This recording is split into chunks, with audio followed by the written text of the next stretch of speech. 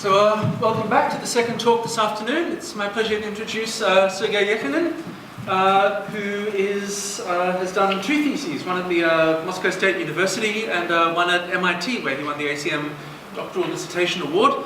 He works in error correcting codes, combinatorics and complexity theory, and he will talk to us about codes with local decoding procedures.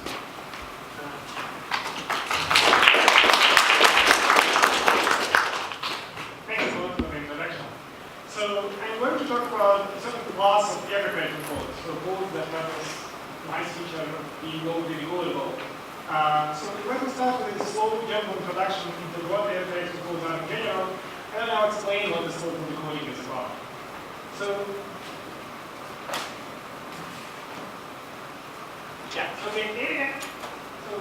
the area of error correcting codes is fairly old, so it goes back to the classical works of Shannon and Henning to late 1940s. And the basic setting, the basic setup, the basic problem that they've been looking at is the following. So there are two parties, a sender on the left and a receiver that we have on the right, and they want to communicate some information. The sender has some information that he wants to communicate to the receiver. And they represent information in this case, by binary string. It could be a string, a vector over some other domain. It's important that it's a binary domain, so for now we'll think that it bits. So this is k bits, but the sender cannot just transmit this information to the receiver because in between them we have this noisy channel. So when information is transmitted from sender to the receiver, it can get corrupted. And there are many ways to model corruption. So for the purposes of this talk, we'll talk about erasures. So when a bit is transmitted over the channel, what the receiver would observe would either the value of the bit, the correct value of the bit, so 0 would go to 0, 1 would go to 1, or the receiver can get a question mark. So the receiver would know that something has been transmitted, but the receiver wouldn't know exactly what has been transmitted. So that's a model of erasures. So this is how we model corruptions in the channel. Well, since there is this noisy channel between sender and receiver, the sender cannot transmit the message immediately, right? Because if he does that, the receiver would receive some coordinates of the message correctly, but some would be missing. So the receiver wouldn't get all the information that sender wanted to communicate. So how do we address this problem? Well, so Shannon and Henning came up with this notion of error correcting codes. So an error correcting code is basically a mapping from the space of messages, for us these are these k-dimensional strings, k-dimensional binary vectors, to some larger space that we call the space of code words. So code words are these, let's say, n-dimensional binary vectors. So this is some larger space, and an error correcting code is simply mapping from the space of messages to the space of code words. And we require two things from this map. We want the mapping to be injective. So when we encode different messages, we get different code words. And moreover, it has some stronger properties. So if I look at code words that correspond to two different messages, then these code words should be pretty different. So and here by different, I mean the following, that if I look at these two strings, these two long n-dimensional binary strings, there should be many coordinates where they differ. So that's commonly called the Hamming distance. So the number of coordinates where two n-dimensional vectors differ, this is the Hamming distance for them, and we want that to be somewhat large. So for any two messages, when we encode them, we end up with code words which are dissimilar, that differ in a reasonable number of coordinates. This is the notion of an error correcting code. Okay, so now how does sender and receiver, how do they communicate? So before they start their communication, in advance, they agree on which error correcting code they are going to use. What is that mapping that they are going to utilize? And once they agree on that, they can actually start exchanging information. So now, if a sender wants to communicate some message to the receiver, well, what the sender would do, he would apply this mapping. He would, as we say, he would encode it to get a code word. He would apply this error correcting code to get this longer. So he goes from k-bit message to an n-bit code word. Then he transmits this n-bit code word over the channel, and then code word gets corrupted. So the receiver doesn't get the full code word. He gets most of the coordinates right, but some can be erased, so he doesn't know what his values. However, this is not a problem, because now, if the error correcting code is good enough, then there would be no ambiguity, and the decoder would be able to reconstruct the message that has been transmitted. Why is that? Well, so what does the receiver have? The receiver has this corrupted code word, and if you can argue that two distinct messages cannot result in the same corrupted code word, then we are fine. The receiver can do the decoding.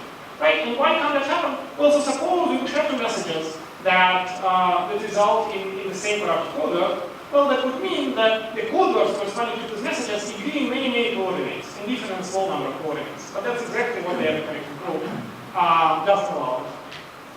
Okay, so this is the basic setting of error correcting codes.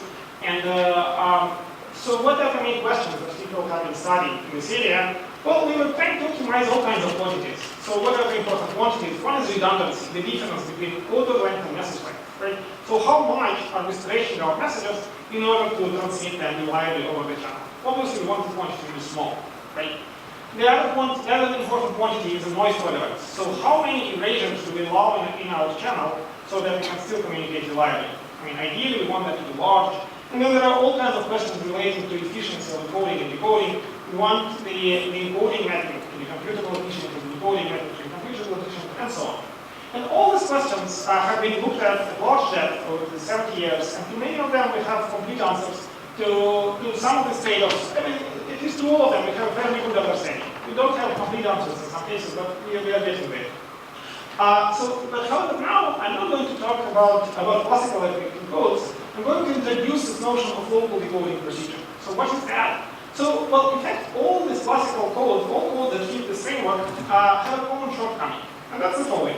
So let's imagine that. Let's imagine a situation like that, right? So the sender has some message, he encoded it, transmitted it to the receiver, but now the receiver gets this message and doesn't process it. So he stores it somewhere, but he doesn't read it up until the point that he needs it. And at that point, let's imagine that the receiver doesn't need all the message that has been transmitted to him by the sender. He just wants to access a single coordinate of the message, or maybe a few coordinates. But let's say just a single coordinate, maybe the second coordinate of the message.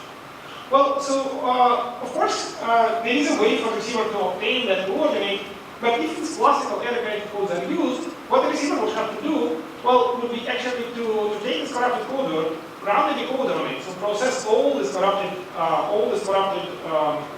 code word, obtain the message, and then read off the single bit of the message. That sounds a bit inefficient, right? Because in the end, the decoder is interested just in a single bit. The decoder has access to corrupted code word and wants to retrieve just a single coordinate of the message. So, I mean, one would wonder, why would the decoder have to process all this corrupted code word to get the value of that single bit? Ideally, you would rather want to have some different picture, something like this, right? Where the decoder, given access to the corrupted code word, if he decides that he wants to access just a single bit of the message, maybe some bit number I, well, he would read just few coordinates in this corrupted code word. So in this few can be really small. Maybe you could hope for 1, 2, 3 coordinates, 5 coordinates, but definitely not call the corrupted message. And from there, he would be able to get the bit that he wants. If he would want a different bit from the message, he would read some other few coordinates and get the bit. Right? That sounds like a kind of nice and natural feature. And in fact, it turns out to be very important in few different applications. So now let me say a few words about what we are going to see next. So first, I'll give you an example of this code, the local decoding procedure. Codes that allow one to retrieve individual coordinates of the message from corrupted code word without processing all the corrupted code word. So now I gave you kind of the general motivation explanation how that can work, but I'll give you a concrete example to be a more kind of hands-on experience. Then I'll talk a little bit about application, a little bit about why having codes like that is important, and it's important in many different areas, and then we'll proceed to the technical part and see some actual constructions of this code. So let's start with an example. So here is our simplest code, right? So those who have some coding theory experience may recognize the Hadamard code. So our code takes 3 bits, so this is our message. It's just 3 bits, it's 1 XOXD, and they get encoded into 7 bits. So it's a systematic code. That means that the original 3 bits are a part of the code word. So we have this 3 bits and 1 XOXD here. And then there are 4 redundant bits that we append to our message bits. So the first redundant bit is x1 XOR x2, the second is x1 XOR x3, and so on, and then we have XOR of all x1 XOR x3. So this is our code word. It has 7 bits. Okay, so what are the properties of this code? So first one can show that this code tolerates any 3 erasures. When somebody comes and erases 3 coordinates in the code word, you can still recover all the original message. So out of 4 remaining coordinates, you'll be able to recover the original message. However, more importantly for us here, the following thing holds. So if somebody comes and erases 3 coordinates in the message, and later we want to recover just a single coordinate, somebody comes and erases 3 coordinates in the code word, and later we want to recover just 1 coordinate of the message, in order to do that, we wouldn't have to read all 4 coordinates that remain, but instead we would be able to read just 2 of the remaining coordinates and recover the message coordinate that we want. So let's look at an example. So let's say that this x1, xe, and x1, xor, xe are all erased. So they were lost during transmission. Okay, so now we have this 4 coordinates remaining, and maybe we want to read x1. So how would we get x1? Well, we would read x2 and x1, xor, x2. So we read just these 2 remaining coordinates, xor come together, we can get back x1. Or maybe we would want to get x3. Well, I mean, how would we do that? Well, we read x2 and x2, xor, x3, xor come together, we get back x2. Right? Very nice. So although we have 4 coordinates remaining, if you want to recover any individual coordinate from the message, you can just read 2 coordinates. So this is our saying. Okay, so this was a simple example of the code, but so here, I mean, even if you include 4, might not feel that substantial, but in fact, I mean, if you look at longer codes, the difference can be very, very large. So you can have arbitrarily long messages that will be encoded into very long code words, and then a large number of coordinates in the code word will be erased. But then if you want to recover a single message coordinate, you will be able to do that fast by reading just say 2, 3, a small number of coordinates coordinate if your code is designed appropriately. Now, let me say a few words about why we want this code. So why this local decoding is an important feature. In fact, codes like that have application in many areas of theoretical computer science. Recently, I even heard about an application in functional analysis. But, so there's a paper by now who uses that to prove some results there. In theoretical computer science, many applications are cryptography, computational complexity theory. Recently, instances of this code have been used in distributed storage. So they are used in large distributed storage systems to provide reliability. And that's the example of an application that I'm going to mention now. There are too many to cover all of them, so I'll focus on one application in distributed storage. And then we'll go into the technical part. So let me talk a little bit about the application. So let me say that this is a real application. It's not a made-up one. So in fact, some of your data that is stored in the cloud might not be encoded with what is stored currently. So, okay, so let's think of the large distributed storage system. So you can think of say Hotmail as an example, or Gmail. So there is some tremendous amount of data that we want to store, and we want to keep it readily available for users. So, then there is a data center, let's say, with 100,000 machines where we can place the data. Right? But then it's clear that for every file that you want to store, we cannot just copy it on a single machine. We cannot just have it on a single machine because that machine can break down, and given the scale of the program, we would have machines breaking down pretty regularly. So historically, what most systems like that have been doing, they were using replication. So for every file that needs to be stored, the system would copy it to 3 different machines in a data center, and that all 3 of these machines will not become available at the same time. Right? So the obvious downside here is that we are using 3 times more space than we actually have data. Right, so, and again, given the scale of the system, that is undesirable. However, there are many good things to say about that. Most important, first, it's considered sufficiently reliable in most cases. Secondly, I mean, if one machine is unavailable and the user wants to get the data from that machine, we have the copy of this raw data. We can immediately get the data from somewhere else, which is nice.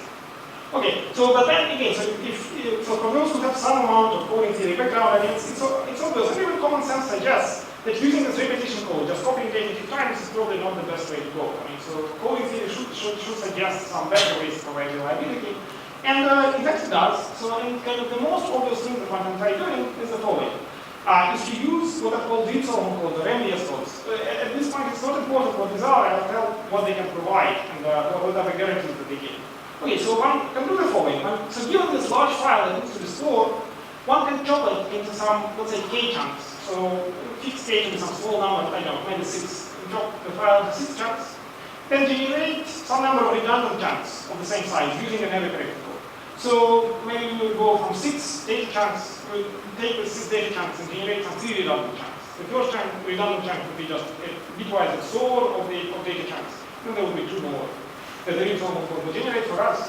And what the read-solving code will guarantee is that as long as 6 out of the 9 chunks survive, in general, as long as there's some k out of n chunks survive, we can always get the data back. And that's really optimal, right? Because if you took 6 chunks, generated 3 redundant chunks, if just 5 of them survive, and we wouldn't be able to get our data back, information theoretically, but the code, in fact, would guarantee to us that as long as 6 of them survive, we would be able to get our data back.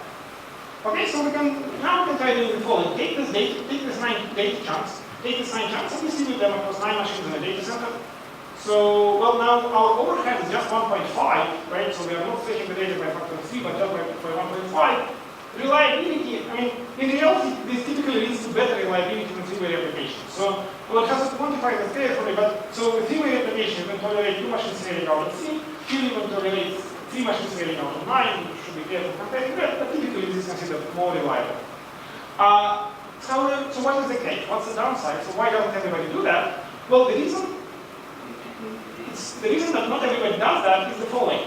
Well, so here, if one machine, if coding scheme like that is used, if one machine is unavailable and users queries for the data on that machine, well, there is no longer a raw copy of the data. You cannot just access a single machine and get the data to the user. Well, what you would have to do is access some large number of machines. So depending on which code is used, if it's a 6-line code, then you would have to read data from some 6 other machines, do something for computation, then we can return data to the user. So, and that might not be, I mean, that creates latency, and that's highly undesirable.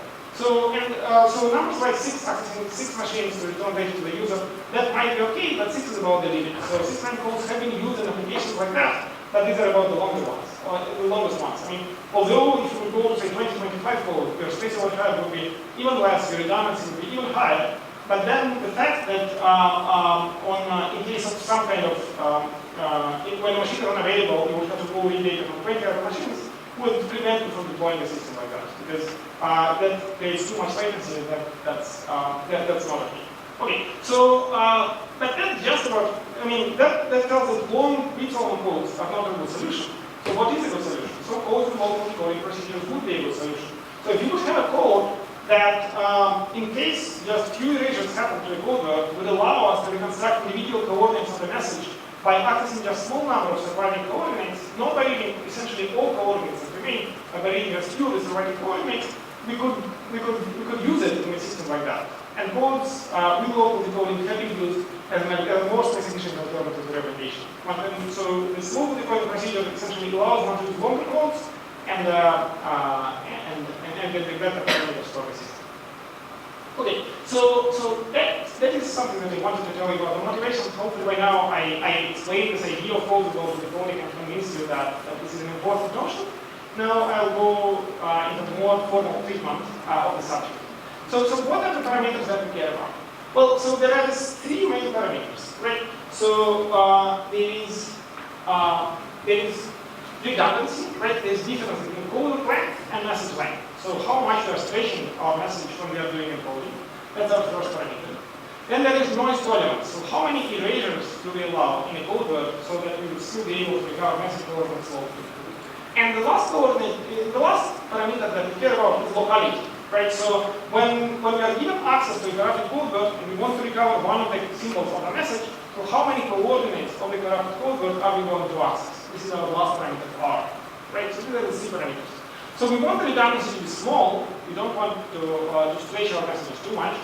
We want to be able to tolerate a lot of noise. We want P to be large, and we want the locality to be small. Right, ideally a constant, but well, at least substantially less than K or M. Right, so this is our setting. So there are 3 parameters, and well, really the goal of research in this area, in the area of codes with locality, is to understand the trade-offs between these 3. So, however, since we have 3 parameters, the space of trade-offs is pretty large. So I'll right away reduce it, and I'll focus just on 2 settings. So I'll focus on locally decodable codes. These are codes where we are talking about the number of erasures which grows linearly with the code length, where we imagine that our channel erases a constant fraction of code word coordinates, and then we are trying to optimize the dependency between code word length and locality. So we say that, I mean, so for given locality, how short codes can I have? And yes, so these are the codes that have mostly theoretical applications in cryptography and complexity.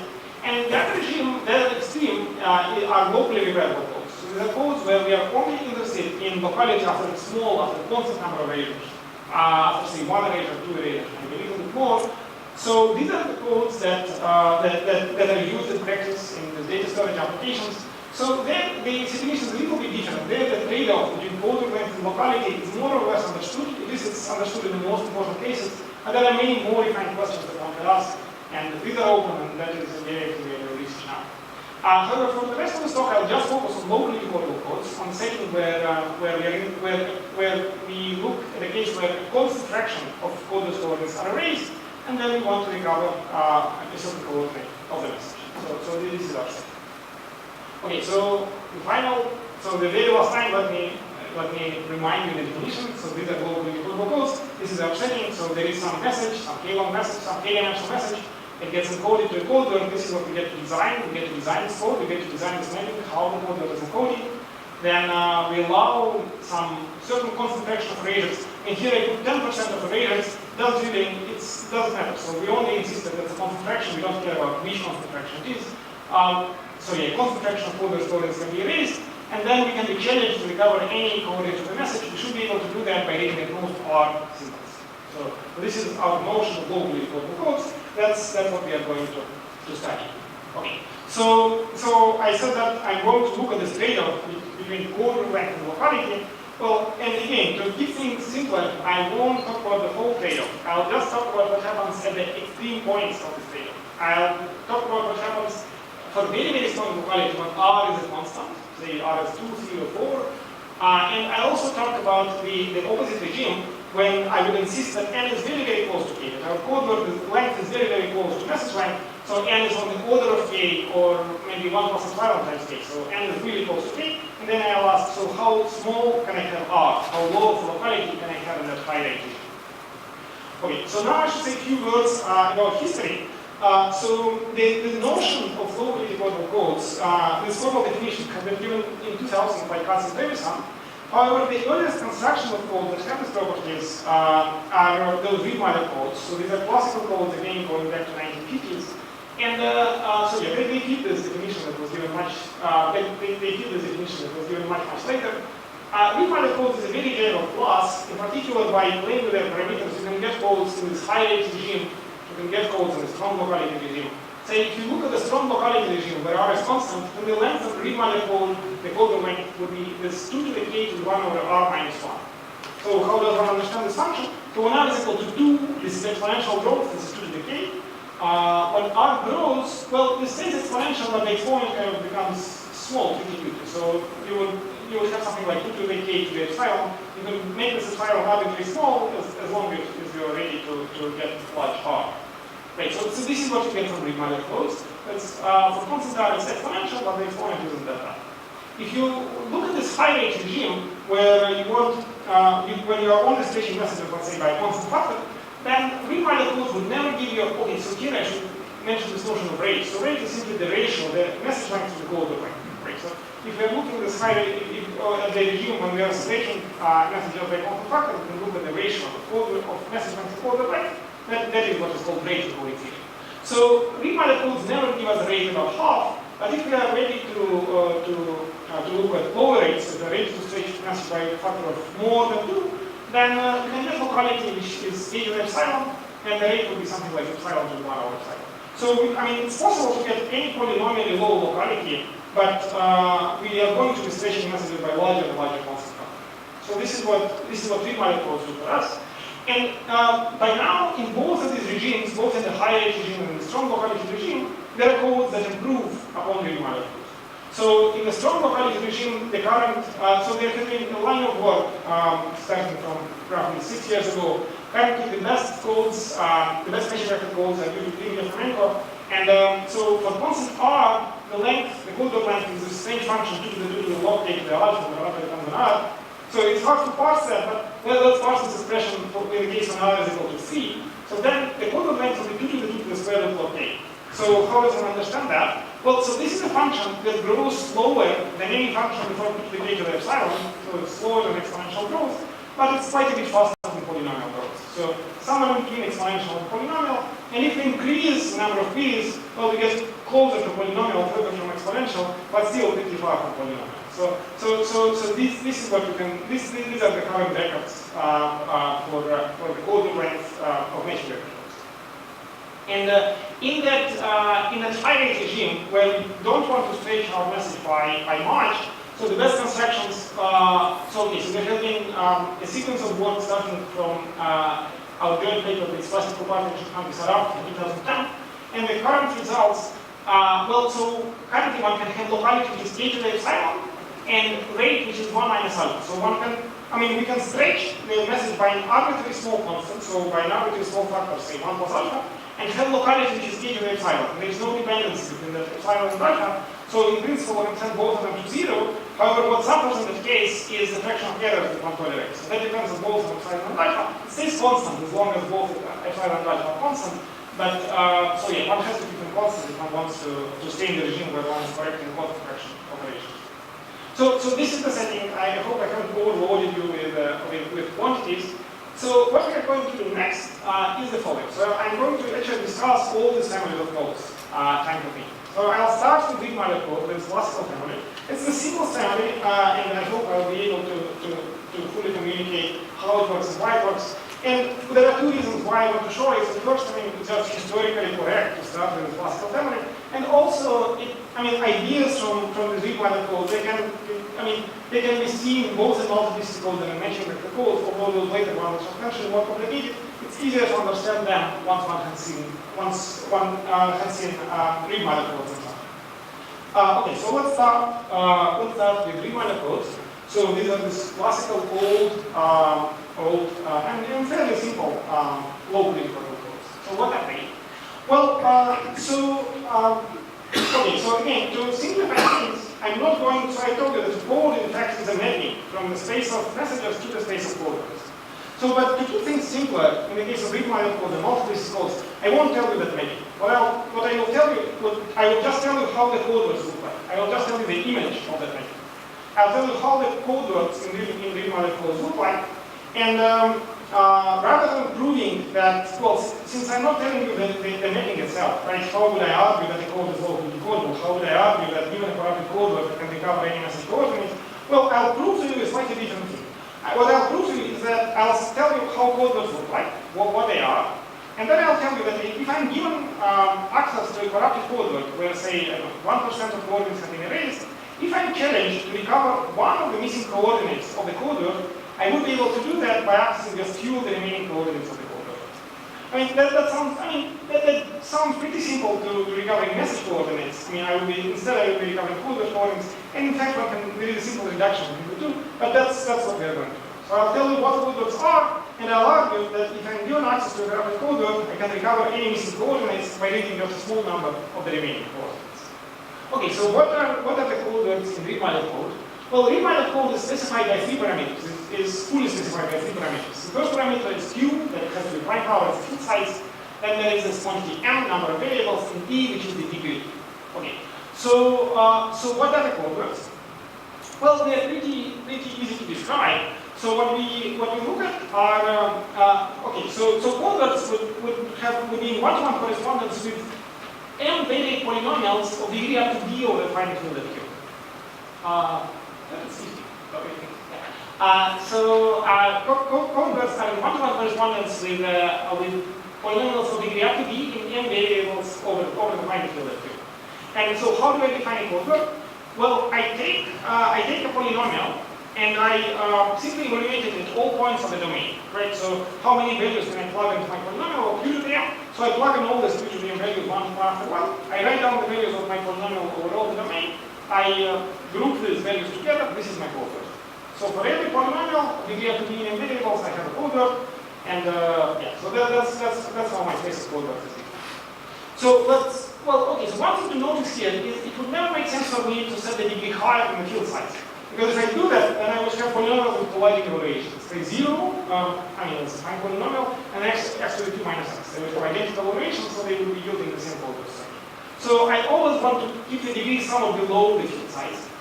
Okay, and now let's look at a concrete setup. So let's say that M, so now the variables is 2, and the degree is slightly below the field size. So as I said, our code words are simply polynomial evaluation of binary polynomials. Let's try to understand the parameters of this code. So what is the code word length? Well, so how many coordinates do I have in a code word? Well, Q squared, right? So it's, because that's how many points I have in my domain. So what is the rate of this code?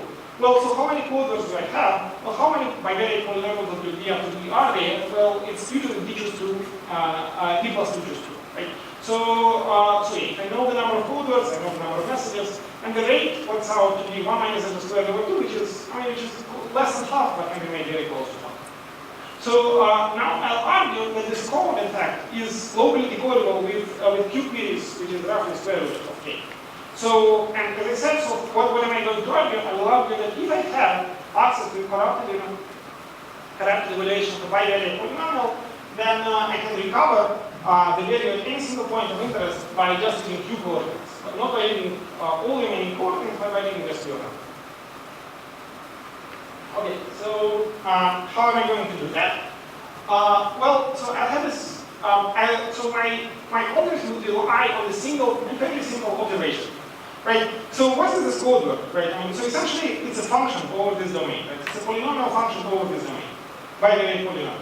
So if I do not consider all the domain, but if I just take an affine line in my domain, and I consider the values at points that correspond to this affine line, then what I would be observing would be an evaluation of a univariate polynomial of total degree up to b. Right? Since originally I had a bivariate polynomial of total degree up to b, I consider the restriction to an affine line, that would be an evaluation of a univariate polynomial again of total degree up to b. Very simple. So it's very simple, and this is enough to in fact understand the local decoding procedure for read-minus code. So let's say that this picture represents my code word where some coordinates have been erased. So let's say that the erased coordinates are these red dots. And let's say that I intend to recover the value at some coordinate x. So I want to recover this value, and I don't want to read all other values that remain. So what am I going to do? Well, I will pick an affine line through this point. Okay, so also let me make an assumption about how many coordinates are erased. So let's say that overall there are maybe 10 or 10 coordinates that are erased. And the total degree is, as we remember, 1 minus delta times 2. So I'll pick an affine line through this point x, such that this affine line doesn't hit too many coordinates that are erased. Well, in fact, a typical affine line would hit just maybe 1 minus delta over 10 times 2, delta over 10 times 2 of erased coordinates. So there would be plenty of lines that carry both that many erasures. So I'll pick one of these lines, and I'll use my key observation that tells me that also the restriction to an affine line is just an evaluation of a univariate polynomial. But it's a univariate polynomial of total degree 1 minus delta times 2. What I read off from this line are values of this polynomial at more points than its degree. So I can read these values, do univariate polynomial interpolation, and recover the value at the point of interest. Right? It's very simple. So these local redundancies that come from restriction to affine lines allow me to do local decoding. And as I said, read-minor codes, I mean, they're pretty general. So one can, if one increases the number of variables, then one gets codes with lower query complexity, but larger code. Okay, so this is it for what I wanted to say about read-minor codes. Now let me say, let's go into multiplicity codes. So let's see how we can improve on read-minor codes. How we can get better rate and better query complexity. So again, so our code will can be a strict generalization of read-minor codes. And again, it will be governed by these three parameters: Q, which has to be prime power and field size, and the number of variables, and B, the degree. But now we would allow ourselves to look at degrees which are higher than the size of the field. So, and again, our code words would be in one-to-one correspondence with polynomials of degree up to B in m variables over this finite field of Q. So, well, now it's clear that I cannot simply evaluate polynomials, right? Because if I take two polynomials x and x to the q, I will get identical evaluation, right? And since now I'm allowing myself to look at polynomials to be higher than q, this is problematic. So now, instead of evaluating polynomials, I will be doing something different. So for every point in the space, for each of these two square points, I would not be just writing down a single value, the value of the polynomial. Instead, I would be writing down three values: the value of the polynomial at that point, the value of the partial derivative of the polynomial at that point with respect to the first variable, and the value of the partial derivative of the polynomial with respect to the second variable at that point. So for every point in the space, now I write down not a single value, but three values. So these are my code words. Take all polynomials of degree up to d, and for each of them at every point in the space, write down three values, group this, chunk these things together. So this is the code. Okay, so what are the parameters? So the code word is now 3 times 2 squared, right? Because for every point, I now have not a single coordinate, but three coordinates. what is the rate? So, okay, so how many polynomials there are? Well, it's due to the d plus 2 choose 2. Now we have to divide that by 3 squared. That works out to roughly 2/3. So our rate has gone up, right? So when we move to this new setup, our rate increased. What I argue now that this polynomial is still, that this code can still be decoded with roughly the same number of bits as the read-mylib code. They can still recover individual coordinates of the code word with roughly square root k by accessing roughly square root k coordinates. Okay, so why is that the case? So these codes are a bit more complicated than read-mylib codes. So earlier we just had one key observation, now we will have one key fact and a key observation. So the fact that we'll need is the following. If I'm looking at a polynomial and at some point of interest I happen to know its partial derivatives in 2 linearly independent directions, then from there I can figure out its partial derivatives in all directions. Right? That's a basic fact. That's the fact that we need to have our decoding algorithms run. And another observation is the following. Let's say that I look at an affine line in my domain, right? And let's say that at many points of that line, maybe not at all points of that line, but at many points of that line, I happen to know the value of my bivariate polynomial and the values of partial derivatives of my bivariate polynomial. I claim from there I can recover the formal univariate restriction of this bivariate polynomial to the line. Note that one cannot do that by just looking at the values of this bivariate polynomial on the line, right? Because the original bivariate polynomial will be after roughly 2q. So the univariate restriction is also the roughly after 2q, and therefore, if I would just know the values of the polynomial along the line, this gives me just q values. So from there I cannot interpolate the polynomial.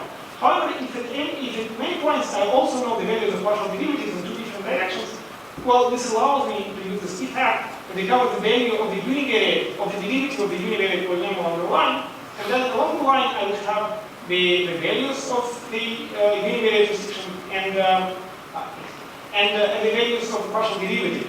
And that will already allow me to recover the univariate restriction. Right? So this is our observation, and that is something that underlies the decoding algorithm.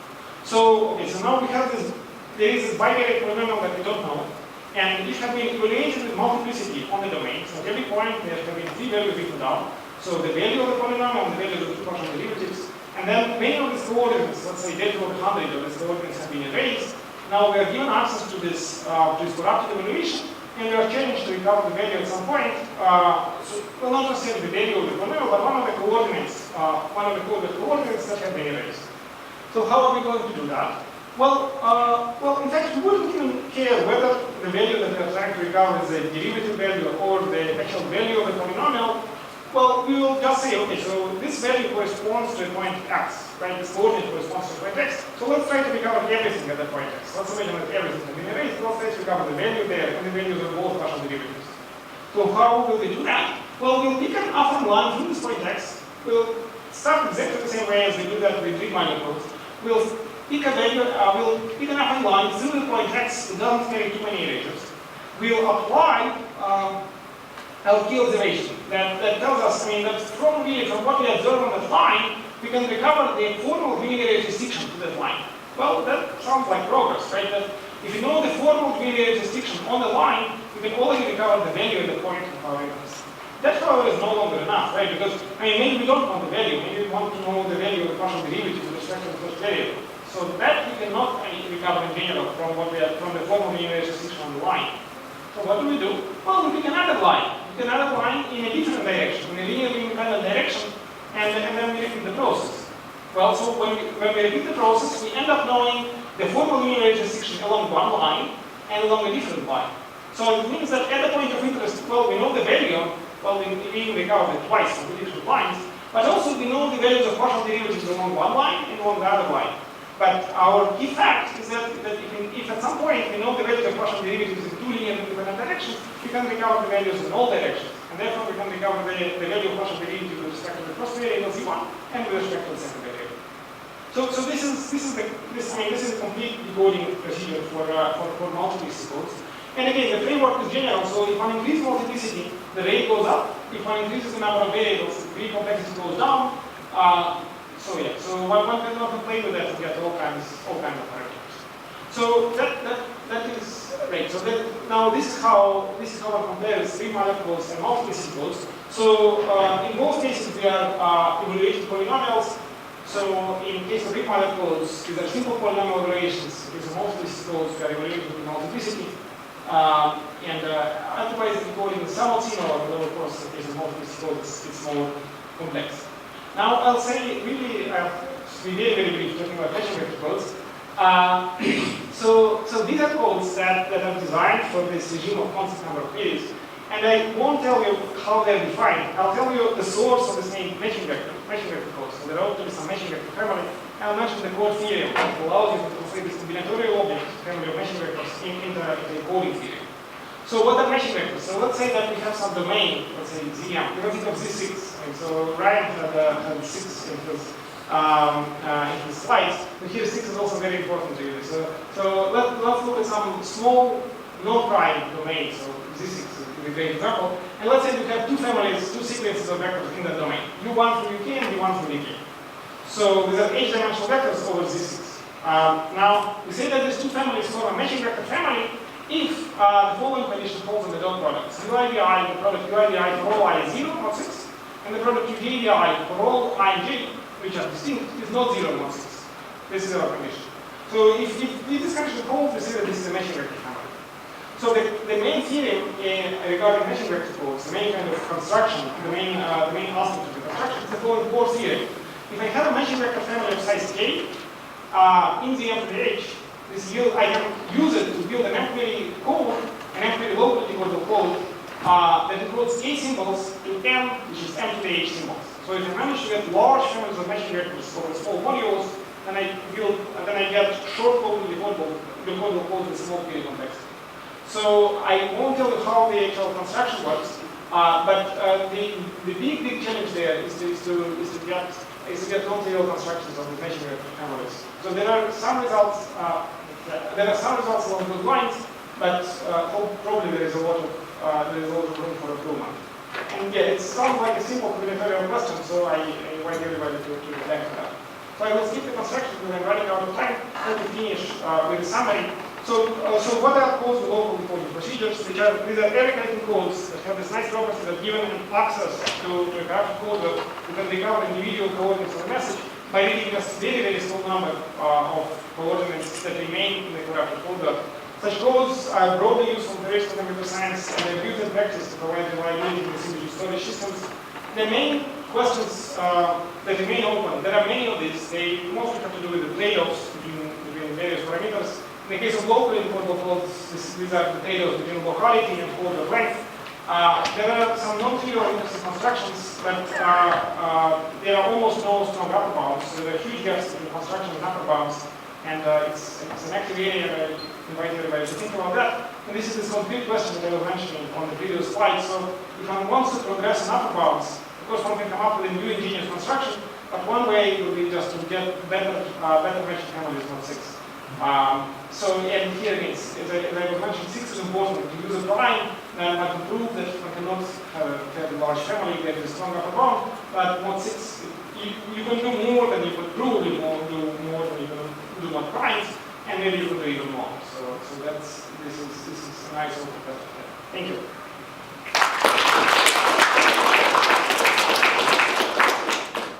So do we have any? Yes, we have questions. On your definition of the locally decodable code, I was wondering about the 10% that you mentioned there. What would be the rationale for that percentage in relation to the minimum distance of the code? Right, so well, it definitely has to be below the minimal distance. So for some codes, we can decode locally up to the minimal distance. Typically, that's not the case. So minimal distance would be an upper bound on that. Typically, yeah, so for many codes, minimal distance would be high, but locality can be guaranteed after a fairly small number of values. So yeah, so minimum distance upper bounds that, but that's the relation. More questions? Because if you pass the unit distance, then you will start, you have two products that are colliding, and then if you try to decode the coordinate where they disagree, you're going to do that. Well, I was just wondering if you had a conjecture for like the concrete collection, what's the size?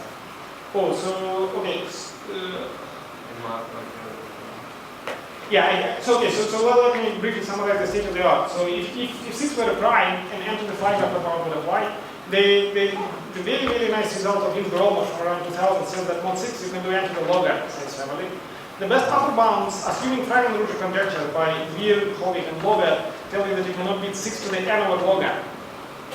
So, I mean, that's a huge gap between n to the log n and 6 to the n over log n. I find it very plausible that the lower bound can be improved. How far, I don't know. Yeah, and in general, for the length of, say, thick, very low decodable codes, I mean, I think the answer is somewhere in the middle. I think both the upper bound and lower bound are off, and are off significantly. So probably one cannot do polynomial. Slightly super polynomial, I believe, should be possible.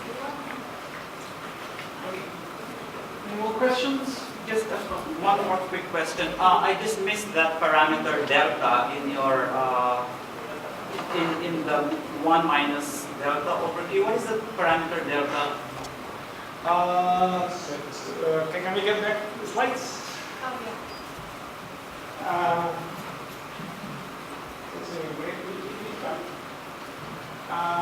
Oh, yeah.